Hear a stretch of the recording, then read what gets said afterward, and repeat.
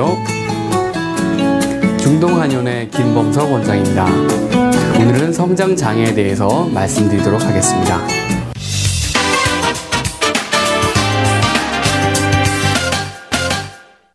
요즘 큰 키를 선호하는 게 유행같이 되고 있는데요.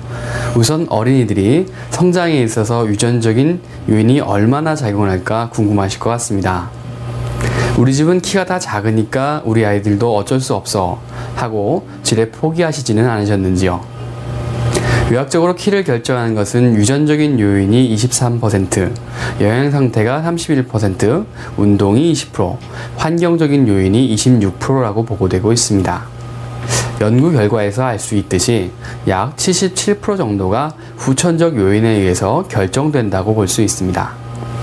그러므로 성장기 때 적절한 관리와 치료를 해준다면 노력 정도에 따라 더욱더 성장할 수 있다는 의미입니다.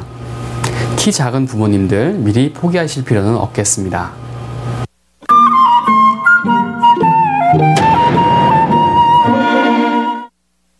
그럼 우리 아이들이 어떻게 성장을 하는지 나이에 따른 성장 속도를 알아볼까요? 성장은 우선 출생에서부터 2살까지는 연평균 10에서 25cm까지 급속하게 크고 2살에서 사춘기 시작 전까지는 5에서 6cm, 사춘기 시작부터 14에서 15세까지는 7에서 12cm로 2차 급속 성장기를 맞게 됩니다. 그리고 만 15세 이후에는 성장판이 열려있는지의 여부에 따라서 3에서 5cm 정도 크게 되죠. 자, 여기서 보니 아이들의 성장이 급속하게 이루어지는 급속 성장기가 두 번 있게 되죠. 1차는 출생 후부터 2년까지 무럭무럭 자고나니 커있고 자고나니 커있고 하는 시기입니다. 그런데 이때 잔병 치료를 하거나 하여 아이가 잠을 편히 못 자거나 하면 성장에 필요한 시간이 부족하게 됩니다. 보통 감기에 걸려서 앓게 되면 일주일 정도는 성장을 쉬게 됩니다. 이렇게 아프고 나면 아이가 살도 빠지고 홀쭉해져 있죠. 먹는 것도 잘 안 먹게 되고 잠도 잘 못 자니 부모님이 걱정이 많습니다. 이 상태에서는 성장이 잠시 지연이 되게 됩니다. 이후에 몸 상태가 회복하게 되면 다시 못다한 성장을 쭉 따라잡게 됩니다. 흔히 따라잡기 성장이라고 하는데요. 문제는 감기가 나아서 이제 따라잡기 성장을 해야 하는데 감기 치료를 항생제나 소염제 등으로 해서 증상만 계속 잡아가면 아이의 면역 기능이 제대로 발달을 못하는 겁니다. 면역 기능의 작동을 항생제 등이 방해하게 되기 때문이죠. 우리 몸의 면역이 발달하려면 감기를 우리 몸의 면역계 등이 싸워서 이겨내야 하는데 항생제나 소염제를 사용하게 되면 증상을 없애는 대신에 우리 몸의 면역계통이 발달하는 것을 방해합니다. 그래서 감기를 자주 앓을 때 체질 개선하는 한약을 처방받아서 면역력을 증가시키고 감기 증상에도 한약 처방으로 감기를 이겨내게 하는 것이 좋습니다. 1차 성장기를 잘 보내고 성장이 잘 이루어져도 사춘기 직전까지는 이제 식습관이 중요해지지요. 어린이집에도 가고 학교도 가게 되면서 인스턴트나 산성 음료수, 과자 등을 많이 접하게 됩니다. 성장에 방해가 되는 요소가 하나 더 늘게 되었네요. 이때 식습관이 잘못 형성되면 성장에도 큰 영향을 미치게 됩니다. 이때에도 적절한 식이요법과 운동요법, 그리고 적극적인 한방치료를 통해서 성장 부진을 치료할 수 있고 기간상으로도 꾸준한 성장 속도를 유지할 수 있습니다. 이후에 이제 사춘기에 접어들기 시작하는 상태에서 사춘기가 끝나가는 나이에는 1년에 7cm 이상씩도 크게 되는 급속 성장기에 들어가게 됩니다. 키가 크는 피크인 시기죠. 이 시기는 그리 길지 않아서 이때를 놓치게 되면 이제 한 해에 3cm 미만으로 성장을 하게 되는 성장 속도가 줄어드는 시기로 접어들게 됩니다. 그래서 2차 성징이 나타나기 시작하는 때에 성장 치료는 집중적으로 이루어져야 성장 부진을 따라잡게 됩니다. 그러면 이렇게 우리 아이들의 성장은 시기가 있는데 우리 아이의 성장 치료의 가장 적당한 시기는 언제일까가 궁금하시죠? 일단 영유아기에 잔병 치레가 많은 아이들은 감기나 식욕부진 등을 없애주는 게 사실 성장 치료의 시작입니다. 이건 아이들 한약 먹고 잔병 치레 없이 잘 크는 건 우리나라 사람이면 다 잘 아는 사실이지요. 너무 어린 시기에 보약 쓰는 게 안 좋지 않나 하시는 분들이 간혹 있으신데요. 한의원에서 아이의 상태에 따른 한약 처방을 받게 되면 빠르면 생후 100일부터 면역 강화와 체질 개선을 위한 보약을 먹이는 것이 좋습니다. 이때 먹는 보약 한 첩이 어른이 되면서 한 제씩 먹는 보약보다 나은 것이죠. 이렇게 잔병치레가 많은 경우, 식욕이 없고 복통, 설사, 변비 등 소화기 질환이 있는 경우, 특히 같은 또래에 비해서 키가 현저히 작은 경우, 키로 봤을 때 20% 이내인 경우로 30명이 한 반이면 키가 앞에서 5명 안에 들 경우가 되겠지요. 또 한 해 한 해 커온 상태에서 작년보다 갑자기 성장이 둔화된 경우, 1년에 4cm 이하로 성장하는 경우에는 성장 치료를 반드시 하는 것이 좋습니다. 또한 임신 중에 엄마의 신체적, 정신적 건강이 좋지 않았던 경우도 성장이 늦어지지 않나 잘 살펴야 하고요. 아버지의 키가 165, 어머니의 키가 155 이하인 경우도 성장 치료가 필요하겠습니다. 이러한 성장 치료는 그럼 한의원에서는 어떻게 하게 될까요? 앞서 말씀드렸듯이 우선 아이의 체질과 증상이 중요합니다. 어떠한 한 가지 약만으로 모든 사람의 성장이 다 좋아지는 것은 없습니다.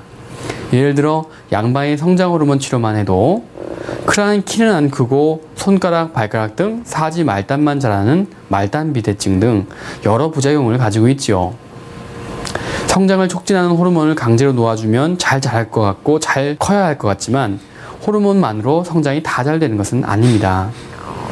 강한 치료 방법일수록 아주 강한 부작용도 동반을 하니까요. 한의원에서는 아이의 상태에 따른 맞춤 처방을 통해서 이런 부작용을 없애고 성장 치료를 하게 됩니다. 주로 하게 되는 한약 처방은 뼈, 골수, 연골 등을 보강, 자극하여 성장판의 활동을 돕고 부드럽게 지속적인 성장을 할 수 있도록 도와주게 됩니다. 또한 몸에 경직된 근육을 풀어주고 성장점을 찾아 성장판을 자극해 주어야 하는데요. 어머니들, 유아의 경우에는 마사지도 많이 해주실 것입니다. 이런 성장점들에 대한 침구 치료를 병행하는데 간편하게 귀에 맞을 수 있어서 침구 치료도 성장 치료에 많이 사용되고 있습니다. 또한 키가 크는 데 있어서 척추의 바른 성장이 아주 중요하기 때문에 척추 검사를 통해 경추, 흉추, 요추의 비틀어짐을 확인합니다. 휘어진 상태의 척추는 정상적인 척추보다 키가 크는 데 있어서 방해 요인이 되기 때문에 문제가 있는 경우 추나요법을 통해서 휘어진 척추를 피게 되어 척추의 바른 성장을 도와줍니다. 또한 발의 아치가 낮은 평발이 있는 경우 다리 뒤쪽 근육이 과도한 긴장을 유발하여 근육이 늘어나지 않으면서 척추의 성장을 방해하기 때문에 자세 보행 검사를 통해 확인을 하여서 O자형, X자형 다리의 문제를 해결합니다.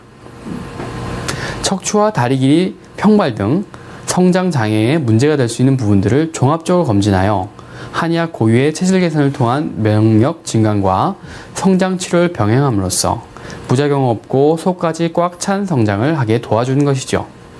마지막으로 집에서 할 수 있는 식사 관리에 대해서 말씀을 드리도록 하겠습니다. 우선 인스턴트와 탄산음료 등을 피해야 한다는 것은 기본입니다. 좀 더 자세히 말씀드리자면 먹는 것으로부터 우리 몸이 생겨나고 유지되고 성장하는 것은 당연한데요. 동의보감에서는 신체의 근본이 되는 것이 인체를 구성하고 생명활동을 유지시키는 가장 기본적인 물질인 정이라고 하였습니다. 이 정은 신체보다 먼저 생겨서 몸의 근간을 만들기 때문에 정이 있어야 사람이 생겨날 수 있는 것이죠. 이 정은 오장육부에 다 들어있기 때문에 정이 모자라거나 없으면 사람 또한 성장이 더디게 됩니다. 간의 정이 튼튼하지 못하면 특히 눈의 기능이 떨어지기 때문에 어질어질하고 눈의 광채가 없어지고, 폐의 정이 부족하면 살이 빠져나가 홀쭉하게 되고, 비장의 정이 튼튼하지 못하면 이가 들뜨고 머리카락이 빠지게 되고, 신장의 정이 견고하지 못하면 정신이 맑지 못하게 됩니다. 한마디로 오장육부에 있는 정이 부실해지면 사람 또한 재구실을 하기가 힘든 것이죠. 신체의 근간이 되는 정을 보존하는데 가장 중요한 장부는 신장입니다.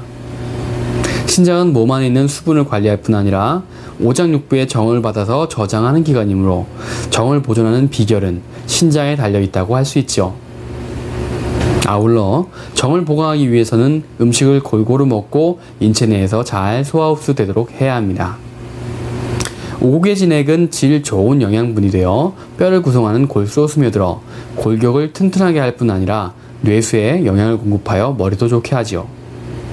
하지만 중요한 것은 모든 음식에서 정이 생산되는 것은 아닙니다. 황제의 경우에서는 입맛에 척척 달라붙는 달고 향기로운 음식은 정을 잘 만들지 못한다고 하였습니다. 담담한 맛을 내는 음식만이 정을 생산하기 때문에 어릴 적부터 담백한 음식을 섭취하는 것이 좋다고 하였지요.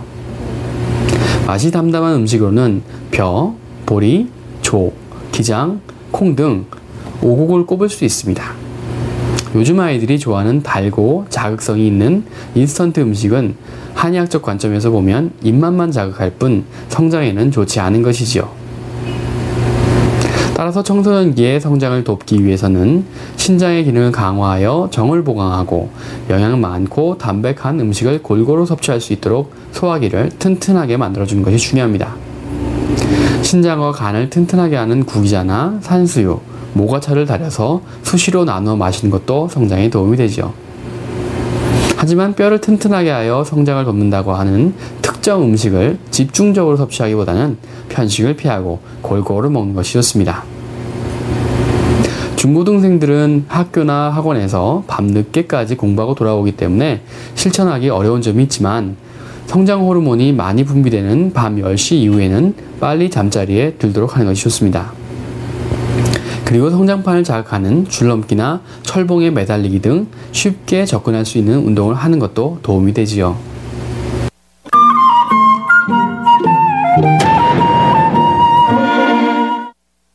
성장장애에 대한 한방요법은 부작용이 거의 없다는 것이 가장 큰 장점입니다. 그 이유는 호르몬 치료를 위주로 한 양방의 치료 방법에 비해서 한방 성장치료법이 아이들의 신체 전반적인 성장을 촉진하고 몸의 면역기능 향상을 위주로 하기 때문이죠. 그래서 아이들의 키와 몸무게와 체형 등 균형 잡힌 성장 발육을 가능하게 하고 잔병치레도 예방하는 효과가 있습니다. 안전하면서도 장부를 고루 다스릴 수 있는 한방요법을 통해서 아이들에게 웃음을 찾아주시기 바랍니다.